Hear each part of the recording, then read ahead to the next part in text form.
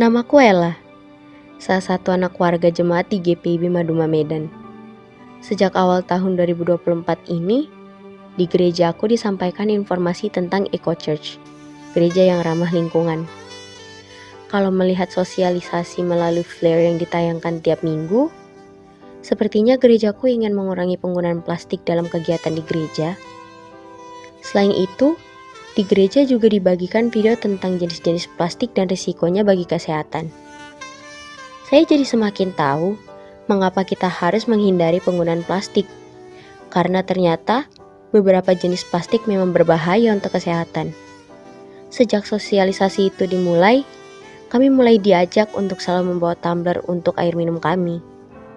Dalam rapat-rapat gereja, tampak juga kalau Bapak Ibu majelis yang mengikuti rapat selalu membawa tumbler untuk wadah air minum mereka.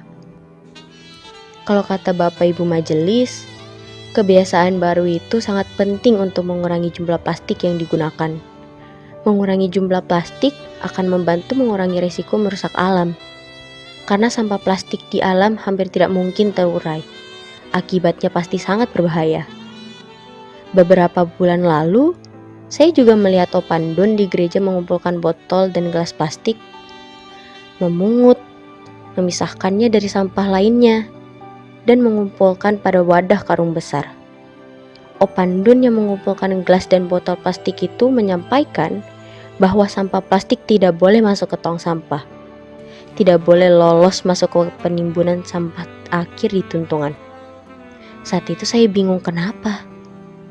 Opandun hanya bilang itu bahaya.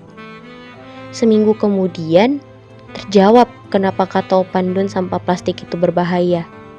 Di awal ibadah hari Minggu, di gereja diputar sebuah video tentang perjalanan plastik dari rumah kita ke alam. Ternyata sampah plastik yang dibiarkan di alam akan dapat meracuni tanah, membuat tanah tidak sehat, membuat hewan dan ikan bisa saja memakan plastik, dan pasti kita juga ikut rugi. Dengan memisahkan dan mengumpulkan sampah plastik, kita bisa berikan kesempatan sampah plastik untuk diolah kembali menjadi barang-barang yang bermanfaat. Kemana plastik itu dibawa bila tidak dibuang ke tong sampah? Pertanyaan itu terjawab saat Om Debbie mengajak saya melihat tempat pengolahan plastik di mana semua plastik itu diproses. Sampah plastik dipisahkan lagi berdasarkan jenis dan warna. Plastik yang berbeda warna dan jenis lalu dirajang dengan mesin peranjang besar. Hasil rajangan selanjutnya dicuci dan dijemur hingga kering. Setelah kering, butiran plastik diwadahi untuk siap dikirim dan diproses lebih lanjut. Menurut Om Debbie, selanjutnya rajangan plastik itu akan masuk ke pabrik plastik dan diolah menjadi beragam produk yang lebih bermanfaat. Ingin rasanya melihat langsung bagaimana plastik selanjutnya diolah. Pengalaman ini merupakan pengalaman yang tak akan aku lupakan. Mengetahui apa itu plastik, bagaimana berbahaya plastik yang dibiarkan berserak di alam, dan bagaimana kita dapat memilah dan mengolah kembali plastik menjadi produk-produk bermanfaat.